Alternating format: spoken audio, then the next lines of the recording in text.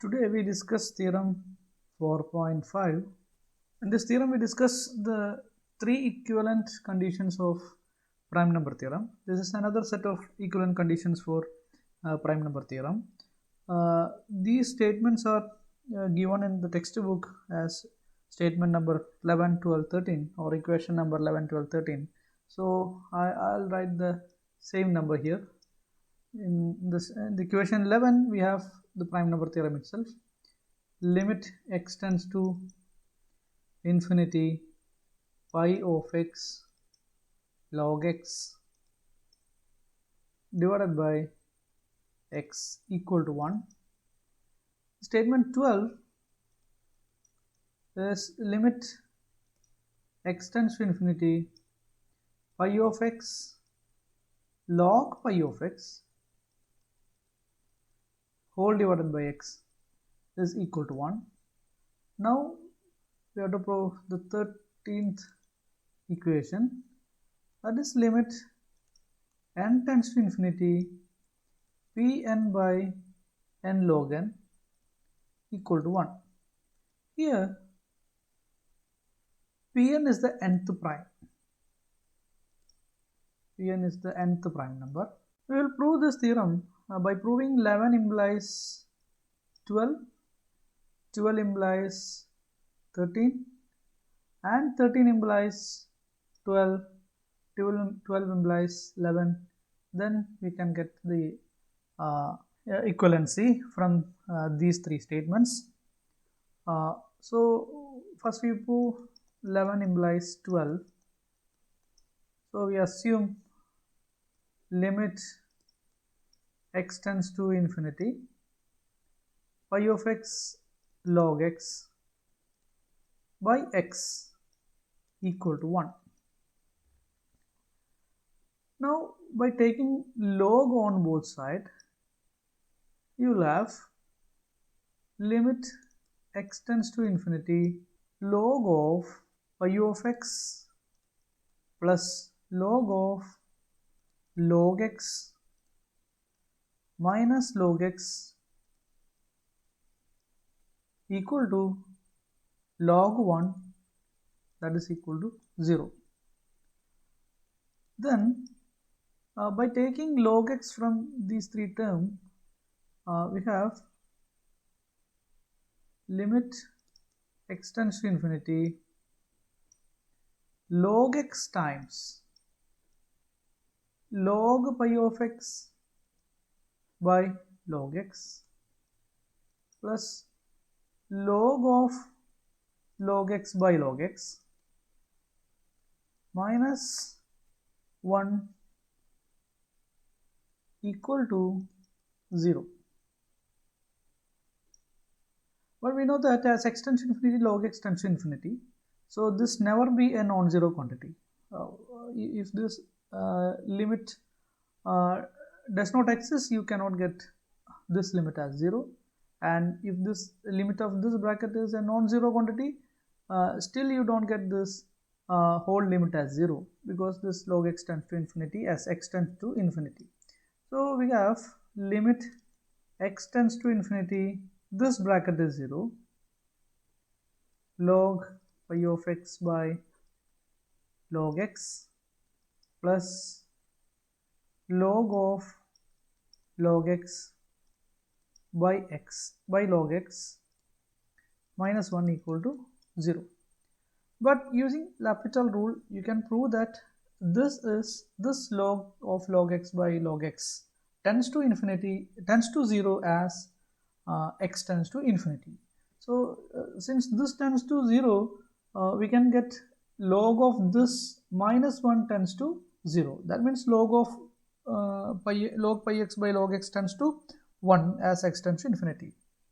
So this implies log of limit x tends to infinity log of pi x divided by log x equal to 1.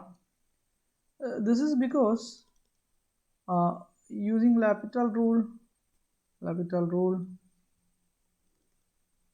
you can prove that limit x tends to infinity log of log x by log x is equal to 0. So I leave this is an exercise. This is an exercise problem. So do this as an exercise.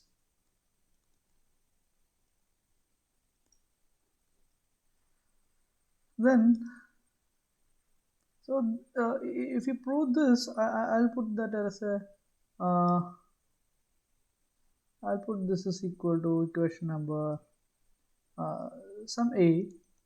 Then if we consider equation number 12, equation number 11, that's we already assumed that result 11, and use this a and multiply both 11 times a.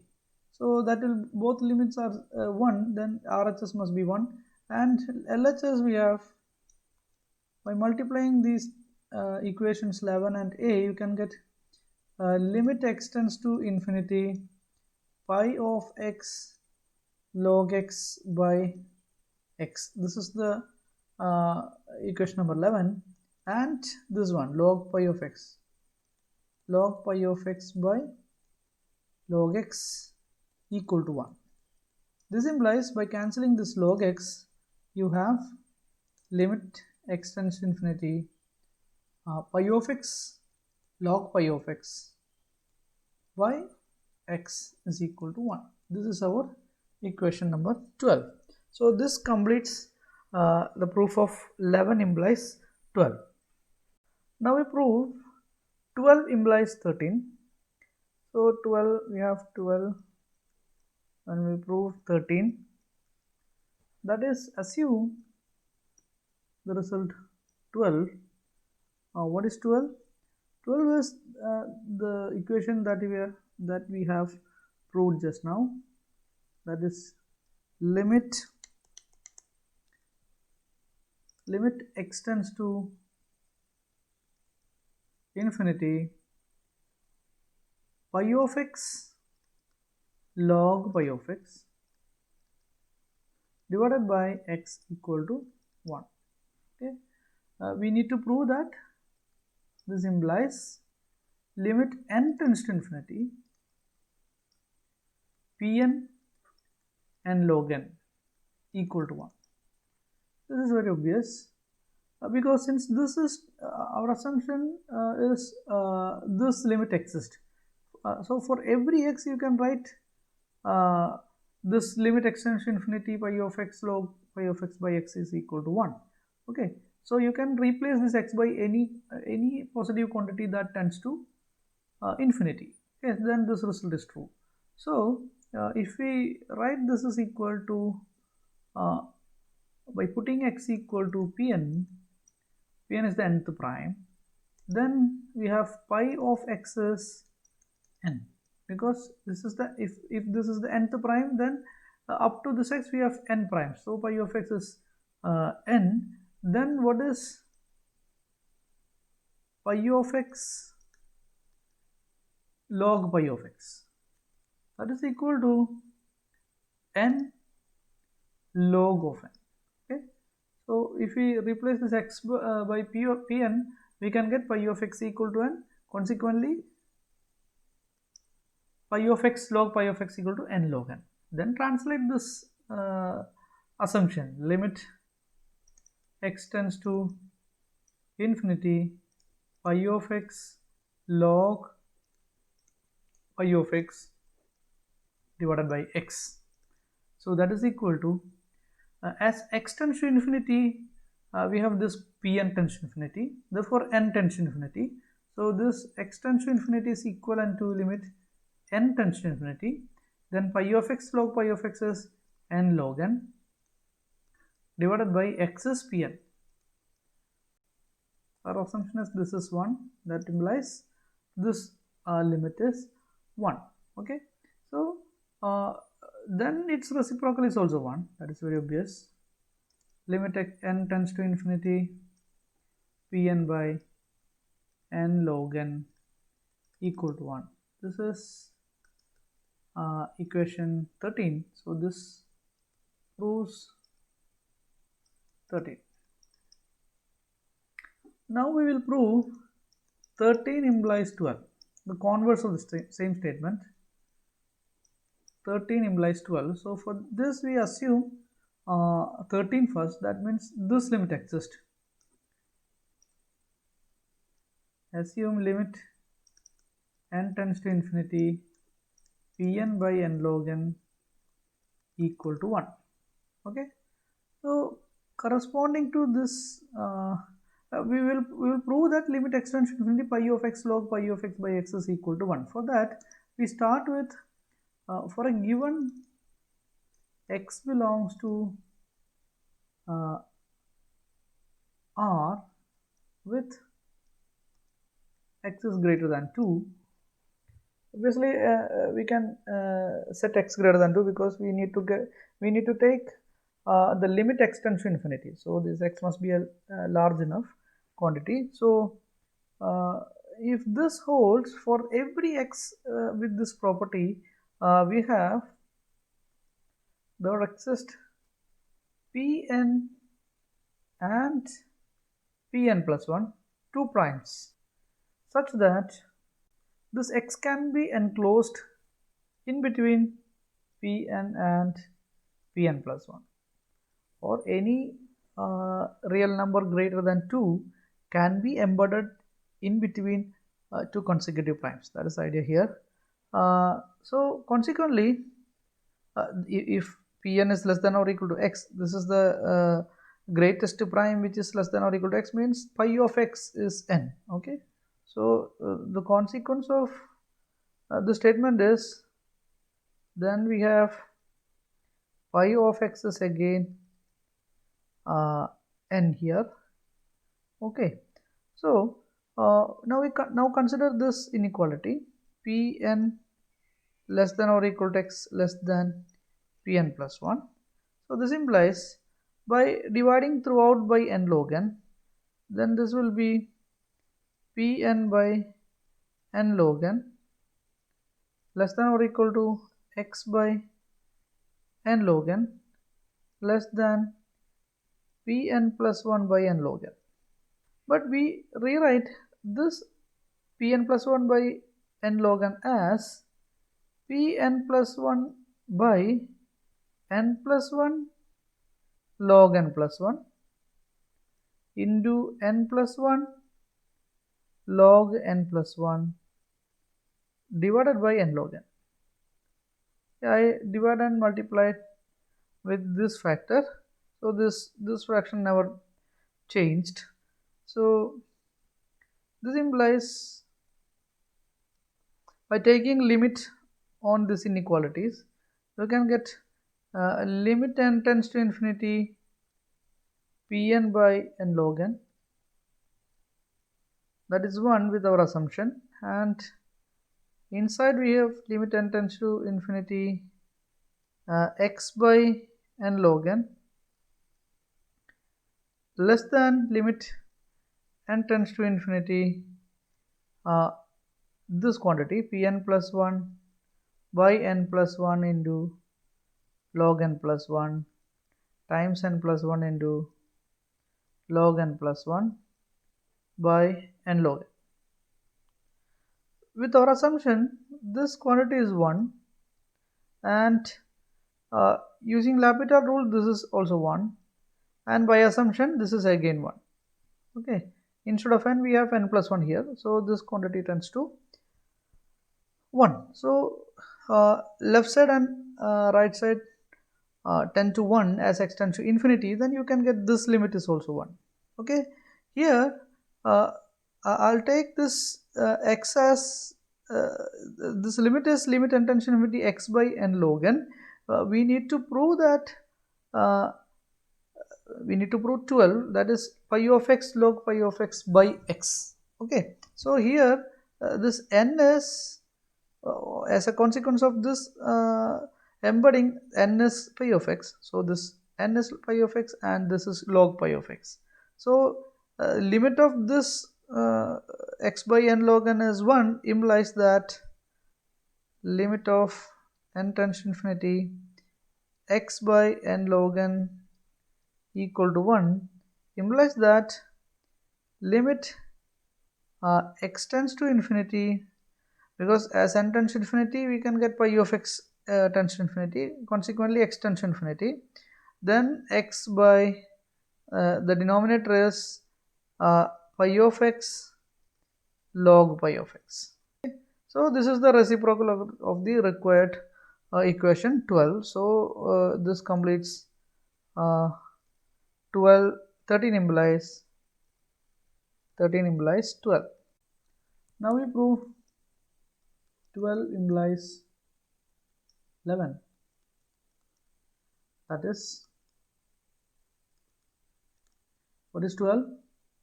Limit x tends to infinity pi of x log pi of x divided by x equal to 1 implies limit x tends to infinity pi of x log x by x equal to 1, the prime number theorem.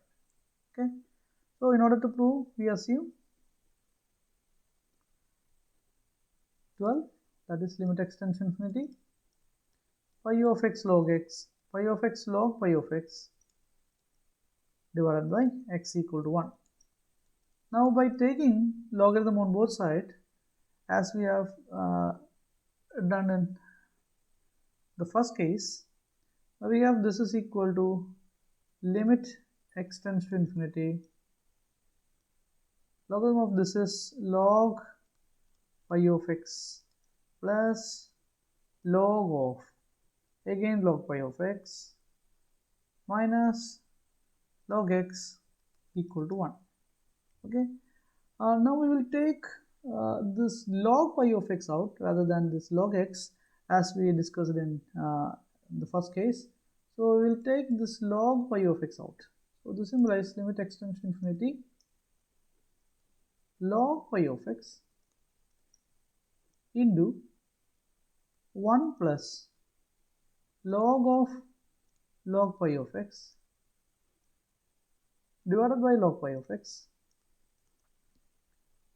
minus log x by log pi of x equal to 1. Okay, now we know that as x tends to infinity, pi of x tends to infinity, log pi of x tends to infinity, then this quantity tends to infinity, and this is 0 here. As we take logarithm, we can get this is log 1, that is equal to 0, and this is 0. So if we take limit, we know that this limit is infinite, so this must be 0, otherwise this whole limit never be 0. So this implies limit x tends to infinity 1 plus log of log pi of x divided by log pi of x minus log x divided by log pi of x equal to 0. But as we have seen in the last case, this limit is 0 as x tends to infinity, even though this pi of x is not a continuous function. Okay, so you must, I would write limit x tends to infinity log of log pi of x divided by the same quantity log pi of x. So the denominator is log pi of x and the numerator is nothing but the log of the denominator. Okay, as x tends to infinity, this will be 0. You never write the derivative of pi of x here, because this pi of x is not continuous, so that it is not differentiable as well. So you need to prove this as an exercise. So this is your exercise. You need to prove using some other methods without using the derivative of these quantities pi of x.